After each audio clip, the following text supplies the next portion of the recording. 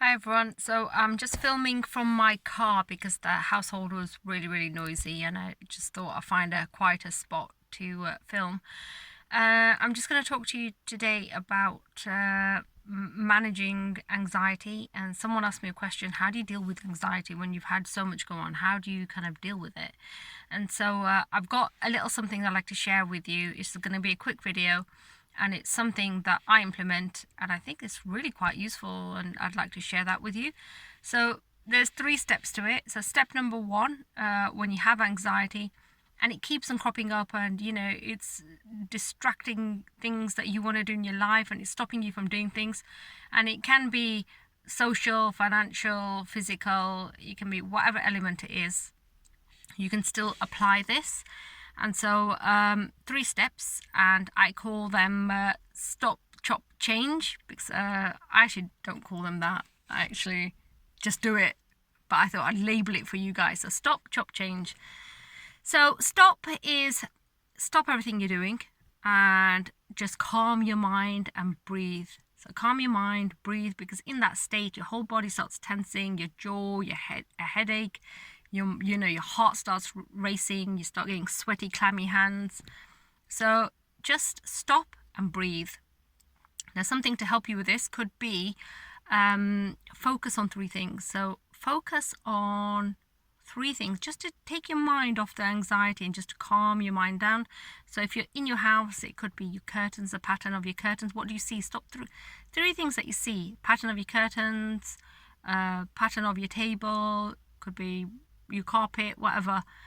And then stop, and I want you to feel 3 things around you. So what your feet in your shoes? Are they on the carpet? Are they on the floor? If you're outside, can you feel the wind? And then also, what do you hear? So these are external things just to kind of ground you. So what do you hear? Can you hear the wind? Can you hear the dog barking next door? What can you hear? And just ground yourself and just calm your mind down. So once you've calmed yourself down and you've kind of stopped, I want you to then chop it a little bit. So you've managed to calm yourself down, chop it. So let's focus on, okay, so what's going on? What's just caused you to have that flare up? So it could be somebody said something, or you've had a thought. So what I want you to do is start slow, and this might take a few weeks to do. It might take you days, it might take you weeks, it might take you months, depending on how ingrained that feeling of anxiety is. So what's made you feel like that? So it could be, are you in too many social media groups? Has something come up and it's giving you that anxiety, and you've flared up? Could it be a really big to-do list and you're starting to panic, and that's giving you an anxiety attack? So I want you to really kind of stop, and I want you to kind of look at chopping those things out. So it could be clutter around you. It could be you've got so many things to do. Very slowly over the next couple of weeks, I want you to tackle those things. It could be coming off social media. It could be coming off WhatsApp groups, deleting contacts in your phone, people that really, trigger you. It could be stop watching the news, whatever it is for you. I want you to slowly chop those things out of your life. Like I said, this is long term. You're going to have to start learning to do things.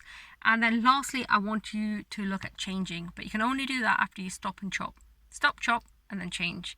And this is why I labeled it, because I thought, yeah, it needs a name, because I do it, but you might need to label it. So I want you to ask yourself a couple of questions. So question number 1, what is the problem?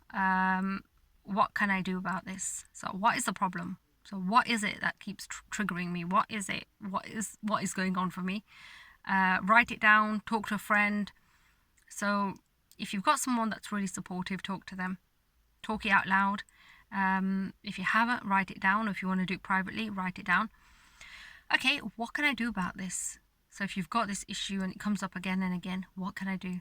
What can I do? And I think you've got to keep on asking yourself those questions. What is the problem? What is the issue? And then what can I do? And you will have the answer. For me, mine gets triggered because of time management. I've got so many things to do and I feel like I've got little time to do it. So I've just got a really cheap kind of notepad with, it's kind of just a pound shop one, and I literally jot down my to-do list. I've got a bigger diary which I've lost somewhere. I'll have to find and show it you and put it on, and I organize my week and my month, and I do things according to that.